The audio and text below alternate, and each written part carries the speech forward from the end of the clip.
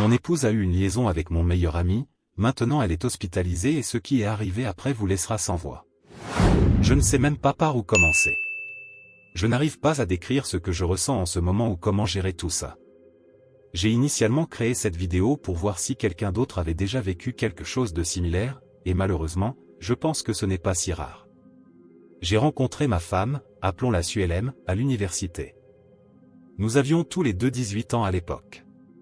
Nous nous sommes bien entendus dès notre premier rendez-vous et nous disions « je t'aime » quelques semaines après avoir commencé à sortir ensemble. C'est elle qui est venue vers moi, mais j'étais très heureux qu'elle l'ait fait. Nous avons partagé nos insécurités et nos secrets les plus profonds, et quand son père est décédé lors de notre dernière année d'université, j'étais à ses côtés pendant toute cette épreuve. Son père avait un cancer, et quand il a été hospitalisé, je passais les nuits à l'hôpital avec elle pour qu'elle ne soit pas seule. Nous avons traversé cela ensemble, et cette période a renforcé notre lien. Elle m'a dit qu'elle ne savait pas ce qu'elle aurait fait si je n'avais pas été là pour elle. Elle m'a appelé son âme sœur et je savais que j'allais épouser cette fille, et bien sûr, je l'ai demandé en mariage environ 2 ans après notre diplôme. À l'époque, la vie ne pouvait pas être meilleure pour moi, je me suis marié avec la fille de mes rêves, j'ai obtenu un emploi bien rémunéré juste après avoir terminé mes études, et nos familles nous adoraient. Mon meilleur ami, appelons-le Davy, et moi avions un lien fraternel indéfectible, du moins c'est ce que je pensais. Nous nous connaissions depuis la 3e année, et il était le frère que je n'avais jamais eu. Il était également marié, et avait déménagé avec sa femme parce qu'elle avait obtenu un emploi lucratif dans un grand cabinet d'avocats. Il y a environ 1 an, sa femme est décédée dans un accident de voiture, et cela l'a détruit. Il est retourné dans notre ville natale après, mais il n'a jamais été le même. J'ai essayé d'être là pour lui, mais il ne s'ouvrait à personne. Personne ne comprenait la douleur qu'il ressentait, alors j'ai demandé à ma femme si elle pouvait lui parler, car elle avait aussi perdu un être cher et peut-être que Davy pourrait mieux se connecter avec quelqu'un qui avait vécu quelque chose de similaire. Oui, maintenant je sais que c'était une grosse erreur. Nous lui rendions visite tous les jours, elle passait des heures chez lui même sans moi. Ils faisaient de la randonnée ensemble, regardaient des films sans m'inviter, déjeunaient ensemble, faisaient toutes les choses que les couples font. Évidemment, c'était beaucoup plus d'interactions que je n'avais prévu qu'ils aient, et cela me mettait mal à l'aise, mais Davy s'en sortait mieux avec ça. Il est important de dire que Davy et Suelem ne s'aimaient jamais avant que tout cela ne se produise. Suelem pensait toujours qu'il était un crétin. Avant d'épouser sa défunte épouse, Davy passait d'une relation à l'autre, et même après s'être marié, il trompait constamment sa femme. En conséquence, Suelem avait un dégoût particulier pour lui et remettait toujours en question comment je pouvais être ami avec quelqu'un avec une morale si basse. Ce dégoût pour Davy est également ce qui m'a rendu aveugle à ce qui allait arriver. Comme je l'ai mentionné, Suelem et Davy sont devenus inséparables, au point qu'elle l'invitait à des événements que j'avais planifiés pour nous en tant que couple. De plus, elle a commencé à montrer des caractéristiques que je sais maintenant être le comportement classique d'une tricheuse, toujours sur son téléphone, devenant de plus en plus distante, presque aucune intimité, et rentrant très tard à la maison. À ce stade, tout était très suspect et un jour elle envoyait des messages et je lui ai demandé avec qui elle parlait. Elle m'a dit que c'était une de ses amies et quand j'ai demandé à voir ce qu'elle disait, elle est devenue très en colère et m'a traité de possessif. Quand j'ai parlé à Davy de la façon dont leur amitié me mettait mal à l'aise, il m'a assuré qu'il ne se passait rien et m'a même accusé de ne pas lui faire confiance, ni à ma propre femme. J'étais manipulé. Cela a continué jusqu'à ce qu'un jour Suelem soit sortie à nouveau. Elle a dit qu'elle allait chez sa sœur pour passer le week-end parce qu'elle avait besoin de temps loin de moi, car je la rendais folle avec mes accusations. J'étais toujours très méfiant et j'ai appelé sa sœur pour confirmer si elle attendait vraiment la visite de Suelem. Elle a confirmé que oui, mais que Suelem n'était pas encore arrivé. Il est à noter que Suelem était parti vers 15 h et que la maison de sa sœur se trouve à environ 4 heures de route de chez nous. Il était déjà 22 h. Quelque chose dans ma tête m'a dit d'aller chez mon ami, alors j'y suis allé. Bien sûr, la voiture de ma femme était garée à quelques mètres de la maison de mon ami. À ce stade, il était clair comme le jour ce qui se passait, et je déteste l'admettre, mais j'ai beaucoup pleuré. Après quelques minutes, j'ai décidé d'entrer et de voir si c'était vraiment ça qui se passait. Je suis entré par la porte arrière, que je savais être ouverte, je suis entré silencieusement et j'ai pu entendre ma femme gémir. Je tremblais. Quand je suis arrivé à la porte de sa chambre, j'ai pu voir à travers l'entrebâillement ma femme, penchée sur sa commode. Je n'oublierai jamais cette image, je pleure littéralement en écrivant cela. J'ai poussé la porte avec force et ils ont gelé, me fixant. J'ai utilisé toutes mes forces pour ne pas le frapper. Je me suis juste éloigné et je suis monté dans ma voiture. Je pouvais les entendre courir et ma femme a commencé à crier pour que je m'arrête et qu'elle pouvait expliquer. Je ne voulais pas la regarder. Je ne sais pas ce que j'aurais fait, alors j'ai simplement conduit et je suis parti. J'ai pleuré tout le trajet de retour chez moi et il m'appelait tous les deux sans cesse. Je suis allé chez un de mes amis de la fac et je suis ici depuis environ une semaine. Je ne peux pas manger, je ne peux pas dormir et je ne peux penser à rien d'autre. J'ai informé mon travail de ce qui se passait et ils ont été assez gentils pour me donner un congé. J'ai reçu des appels de Davy et de SULM, ainsi que de nos familles. J'ai informé ma famille que j'allais bien et que je reviendrais bientôt, mais je n'ai répondu à personne d'autre depuis, ça fait tellement mal. Je veux en finir, je veux disparaître de ce monde, mais je suis trop lâche pour le faire. J'essaie d'être fort, mais ma détermination vacille. Comment quelqu'un que vous aimez si altruiste peut-il faire ça? Je ne sais pas quoi faire. Comment gérer cela? S'il vous plaît, aidez-moi. Comme de nombreux membres de la famille et amis l'ont suggéré, j'ai contacté un avocat et je l'ai rencontré hier. Je lui ai raconté tous les détails et elle semble très motivée à m'aider à sortir de cette situation avec le moins de pertes financières possible, compte tenu des circonstances. J'aime toujours beaucoup ma femme, mais je ne sais pas si c'est quelque chose que je peux surmonter. J'ai également reçu beaucoup de messages de Davy, mais je ne veux pas les lire. Je passe fréquemment de la tristesse à la colère et je ne sais pas comment me sentir maintenant. Dois-je essayer de voir si une réconciliation est possible ou dois-je simplement mettre fin à ce mariage maintenant et m'épargner d'autres chagrins? Ma famille est au courant de tout. Apparemment, SULM a confessé ce qu'elle a fait à tout le monde. Je suis éloigné de tout le monde depuis plus de 2 semaines et je ne sais toujours pas quoi faire. La douleur semble encore fraîche. Chaque fois que je ferme les yeux, je ne vois rien d'autre que SULM et Davy ensemble, et la douleur ne semble pas diminuer.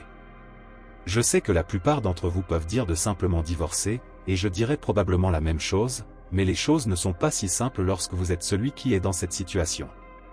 Étant donné toutes ces nouvelles informations, j'apprécierais tout conseil, en particulier de la part de ceux qui ont déjà vécu cela. Conjoint trompé et infidèle, comment avez-vous réussi à surmonter cela? Est-ce même possible? Pour le moment, je suis presque certain que je vais aller de l'avant avec le divorce, mais j'ai juste besoin d'être sûr que je prends la bonne décision. J'ai été informé par elle, ainsi que par des membres de la famille et des amis, qu'elle vit avec sa sœur depuis les dernières semaines. Dans un des emails qu'elle m'a envoyé, elle a expliqué qu'elle n'avait parlé à Davy qu'une seule fois depuis que j'ai découvert tout cela et qu'elle avait complètement coupé les contacts avec lui. Sa mère m'a appelé et s'est excusée pour le comportement de sa fille par texto. Je n'ai pas répondu à ses appels. Elle a dit que SULM suit actuellement une thérapie individuelle. Dans un autre de ses emails, elle a dit qu'elle ne me quitterait jamais pour Davy. Elle a des sentiments pour lui, mais elle ne l'aime pas. Davy est censé partir bientôt, mais apparemment, il repousse son départ jusqu'à ce qu'il puisse me parler en face. Il y a beaucoup d'autres choses que je n'ai pas abordées et je laisse probablement de côté certains détails, mais quelques-uns de mes proches et amis disent que je devrais simplement lui parler et continuer à partir de là. C'est là où j'en suis actuellement. Mise à jour. Lorsque je réfléchissais à notre mariage, la majeure partie était remplie de peu de choses à part des souvenirs heureux, et c'est pourquoi j'essayais tellement de trouver une raison de rester. Cependant, quand j'ai commencé à penser à sa trahison, à la façon dont elle et Davy m'ont manipulé et m'ont fait douter de ma santé mentale, la seule chose que je ressentais était de la colère. Plus je regardais, plus j'étais irrité. Je n'oublierai jamais comment SULM se mettait en colère lorsque je demandais où elle était passée lorsqu'elle rentrait tard à la maison, ou le regard de dégoût que Davy me lançait lorsque je lui demandais, d'homme à homme, s'il se passait quelque chose entre lui et ma femme. La trahison était déjà suffisamment mauvaise, et encore pire, c'était avec mon meilleur ami. Mais la manipulation, la foutue manipulation, je ne m'en remettrai jamais. D'accord, j'ai été jugé comme l'idiot que j'étais, mais il faut un type de personne spéciale pour mentir aussi facilement et aussi bien. Je ne sais pas comment ils ont pu changer si rapidement. Je me souviens d'une nuit où elle est rentrée tard à la maison, environ 2 jours avant que je ne découvre tout, elle me disait combien elle m'aimait et combien elle était excitée en conduisant vers la maison en pensant à moi. Maintenant, je suis presque certain qu'elle venait de chez Davy parce qu'elle ne portait pas de culotte. Elle le faisait avec nous deux à la suite. Je l'ai encore embrassée, Toute cette situation m'a fait me sentir comme un raté. Comment ai-je pu les laisser me marcher dessus ainsi? Je me sens tellement émasculé. Plus je réfléchissais, plus j'avais envie d'aller chez Davy, mais je ne pouvais pas. Il n'y a pas de justice pour moi, pas avec notre système judiciaire. Ils peuvent me tourmenter, m'agresser mentalement, mais si je riposte, c'est moi qui finis en prison pour on ne sait combien de temps. J'en ai parlé à mon avocat et elle m'a conseillé de ne rien faire de stupide. Car non seulement j'irai en prison, mais cela compromettrait également mes chances dans le processus de divorce. Elle a suggéré que je voie un thérapeute, mais je ne veux pas. Je ne vois pas l'intérêt. J'étais encore bombardé de mets dessus elle-même, et il ne faisait que m'énerver encore plus. Elle disait toujours les mêmes absurdités qu'avant, et à quel point sa vie serait misérable sans moi. Elle a même eu l'audace de m'envoyer des versets bibliques sur le pardon. Si elle tenait autant à moi, pourquoi a-t-elle fait ça? J'ai recommencé à travailler parce que je voulais être occupé. Être distrait m'a vraiment aidé à mieux gérer les choses, et je ne bois plus autant qu'au début. Un jour, alors que j'étais au travail, j'ai reçu une lettre de Suelem, je voulais la jeter, mais j'ai décidé de la lire. Dedans, elle parlait de sa thérapie individuelle et de la façon dont cela l'a aidé à découvrir certains problèmes sous-jacents qu'elle avait avec elle-même. Le plus important étant sa faible estime de soi. Elle a expliqué que la différence d'attractivité entre nous la rendait très consciente d'elle-même et qu'au fond, elle voulait se sentir désirée par quelqu'un d'autre que moi. Selon elle, sa sœur a toujours été beaucoup plus belle qu'elle et cela a contribué à sa faible estime de soi. Elle a dit que, même si elle savait que j'étais attiré par elle et que je la faisais se sentir belle, elle recherchait cette validation de la part de quelqu'un d'autre. Elle s'est excusée à nouveau et a dit que ce n'était pas une excuse, mais qu'elle cherchait simplement un moyen de garantir que cela ne se reproduirait plus jamais, au cas où je déciderais de lui donner une autre chance. Elle a ensuite demandé si nous pouvions essayer une thérapie de couple pour résoudre les choses. Je n'ai toujours pas répondu à rien de ce qu'elle ou sa famille m'ont envoyé jusqu'à présent. Alors, j'ai juste ignoré. Quoi qu'il en soit, j'ai commencé les démarches de divorce et la première chose à faire était de diviser nos finances, et malheureusement, je ne pouvais pas me défaire d'elle sans son consentement. Nous avons chacun des comptes séparés, en plus d'un compte d'épargne commun, et malheureusement, je ne peux pas récupérer ce qui m'est dû sans elle. Même si je gagne beaucoup plus qu'elle et que j'ai contribué à la plupart de l'argent sur ce compte, je vais probablement devoir le partager avec elle à parts égales. Alors, j'ai simplement continué à remplir les papiers du divorce. Elle a été notifiée il y a quelques semaines, et c'est là que le spectacle d'horreur a commencé. Le jour même où elle a été notifiée, elle s'est présentée à mon appartement avec la demande de divorce à la main. Je ne sais pas comment elle a découvert où j'étais, nous nous sommes juste regardés pendant ce qui m'a semblé être une éternité, et toute la douleur de cette nuit est revenue. Toutes les émotions que j'avais ressenties sont revenues avec une vigueur renouvelée. J'ai failli pleurer à nouveau, mais je ne l'ai pas fait, elle semblait avoir pleuré et a couru vers moi en essayant de me serrer dans ses bras. Je l'ai doucement repoussée, et cela l'a rendue hystérique. Elle a commencé à crier, demandant pourquoi j'abandonnais si facilement et si nous pouvions simplement parler. À ce moment-là, j'ai réalisé que je voulais juste m'éloigner d'elle. La regarder me donnait une vague d'émotions différentes, alors je voulais m'éloigner avant de faire ou dire quelque chose que je regretterais. J'ai essayé de retourner à ma voiture et elle s'est jetée sur le capot. Je lui ai demandé ce qu'elle voulait, et elle a dit qu'elle voulait parler, que nous ne pouvions pas mettre fin à notre mariage de manière si abrupte sans au moins éclaircir les choses. J'ai cédé parce qu'elle ne semblait pas accepter un non comme réponse et faisait une scène. Nous sommes entrés dans mon appartement et je me suis simplement assis pour écouter ce qu'elle avait à dire. Encore une fois, elle m'a dit qu'elle ferait n'importe quoi pour sauver notre mariage, qu'elle n'aimait pas Davy, qu'elle était désolée. Elle a mentionné qu'elle avait fait des recherches sur la manière dont nous pourrions avancer et a suggéré une séparation temporaire. Pendant cette séparation, elle m'a dit que je pourrais sortir avec qui je voulais, mais que je devrais retarder le divorce et, au minimum, lui donner une chance de réparer notre amitié, puis notre relation en tant que mari et femme. Elle a proposé beaucoup d'autres idées folles, comme un mariage ouvert unilatéral en ma faveur, a tenté de me montrer des histoires d'autres couples qui ont survécu à l'infidélité et a même suggéré que nous devrions déménager dans un autre État ou même un autre pays, juste nous deux. Cette partie m'a blessé parce que nous avions parlé de déménager et de fonder notre famille peu avant que tout cela n'arrive. Quand elle a fini, nous sommes restés assis en silence, à nouveau à nous regarder fixement. Puis je lui ai demandé pourquoi. Pourquoi lui? Pourquoi me tromper avec lui? Elle a commencé à pleurer beaucoup quand je lui ai posé ces questions. Elle a dit qu'elle se sentait très coupable même pendant les actes, mais qu'elle ne savait pas comment arrêter. Qu'elle était tellement impliquée dans la relation qu'elle n'a pas pensé aux conséquences ni à ce qu'elle allait perdre. Elle a dit que la thérapie lui avait fait comprendre qu'elle m'aurait probablement trompé à un moment donné, si ce n'était pas avec Davy, alors avec quelqu'un d'autre. Cela était soi-disant dû au même problème sous-jacent dont elle n'avait pas conscience. Je lui ai demandé si elle l'aimait, et elle m'a promis qu'elle ne l'aimait pas. Qu'ils n'ont pas parlé depuis que je suis parti et qu'elle ne sait même pas où il se trouve maintenant. Qu'elle m'aimait seulement moi et qu'elle ferait n'importe quoi pour compenser ce qu'elle nous a fait. Je lui ai demandé si elle m'avait déjà trompé avant tout cela, et elle a juré sur la mémoire de son père défunt que c'était la première et la dernière fois. Je lui ai demandé qui d'autre était au courant de sa relation avec Davy. Elle a hésité et a dit que seule sa sœur le savait, mais qu'elle l'avait su seulement quelques jours avant que je découvre tout et qu'elle avait supplié Suelem d'arrêter et d'être honnête avec moi. J'ai également demandé pourquoi elle me suppliait, pourquoi elle n'allait pas simplement rester avec Davy. Je lui ai demandé si elle faisait cela juste parce qu'elle pensait que c'était la bonne chose à faire, et non parce qu'elle voulait vraiment rester avec moi. Elle a répondu qu'elle le faisait parce qu'elle m'aimait et qu'elle savait qu'elle avait fait de très mauvais choix. Nous avons parlé pendant longtemps. Beaucoup de larmes de sa part, mais pas de la mienne. J'avais déjà pleuré assez quand j'ai découvert la vérité et je n'avais plus de larmes à verser pour ça. Puis je lui ai demandé si elle avait autre chose à me dire, s'il y avait un autre secret. Elle a commencé à pleurer à nouveau et m'a demandé de ne pas être en colère. J'ai commencé à me sentir très nerveux quand elle a dit cela. Elle a pleuré un peu avant que je l'encourage à parler parce qu'elle me rendait anxieux. Puis c'est sorti.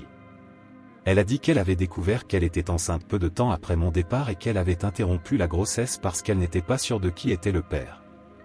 Elle a dit qu'elle pensait que, si l'enfant était de Davy, il n'y aurait aucune chance de réconciliation et qu'elle avait senti qu'elle devait le faire.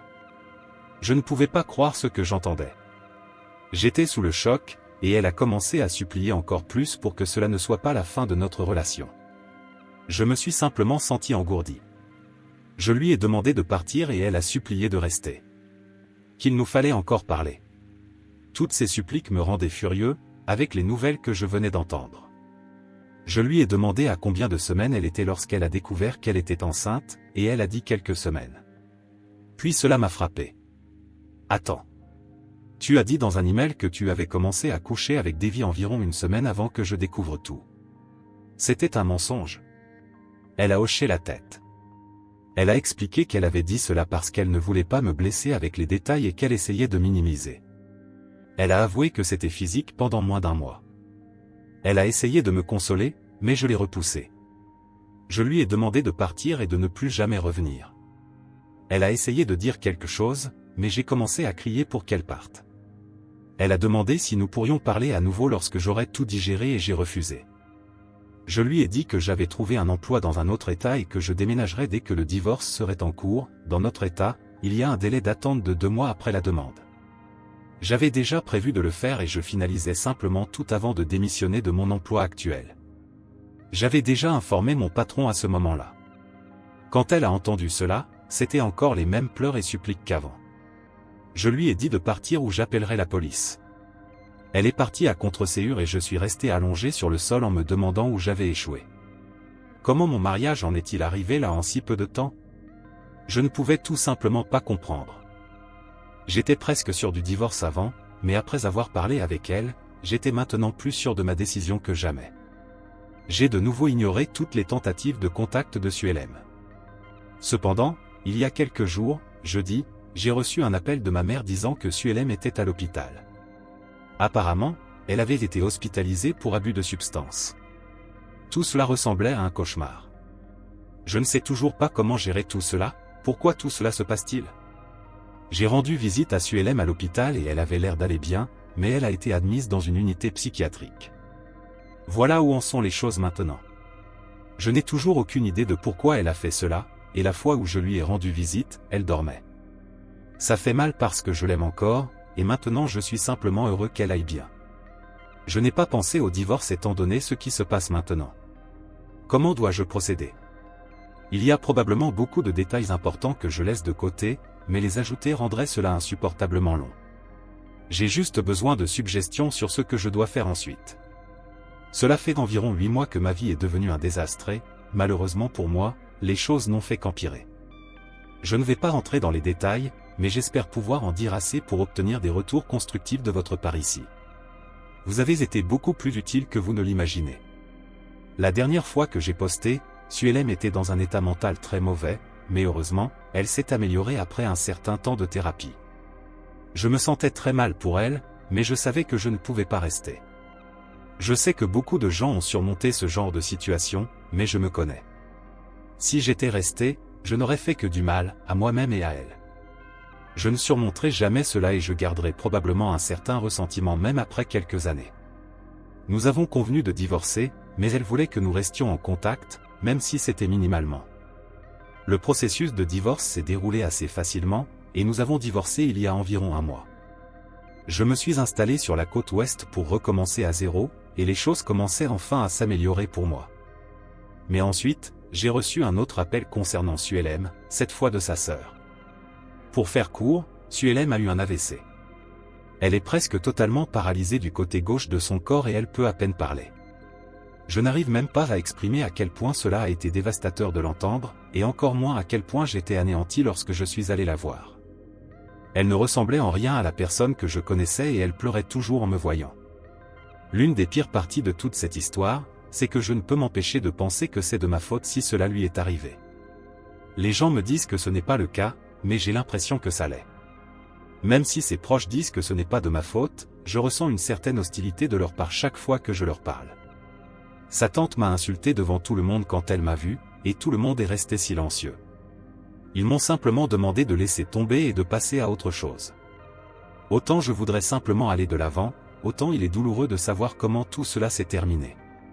Je n'ai pas parlé à Suelem depuis qu'elle a eu son AVC et sa famille ne me laisse plus la voir, apparemment parce que je lui cause du stress.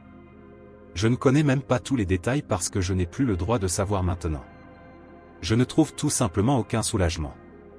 Mais bon, tant pis, je suppose. Si vous êtes resté jusqu'à la fin de l'histoire, commentez, je suis resté jusqu'à la fin. Commentaire Monsieur Reddit. Il est difficile de ne pas ressentir une profonde tristesse en voyant comment cette histoire s'est déroulée. Ce qui a commencé comme une trahison destructrice s'est terminé par une tragédie encore plus grande.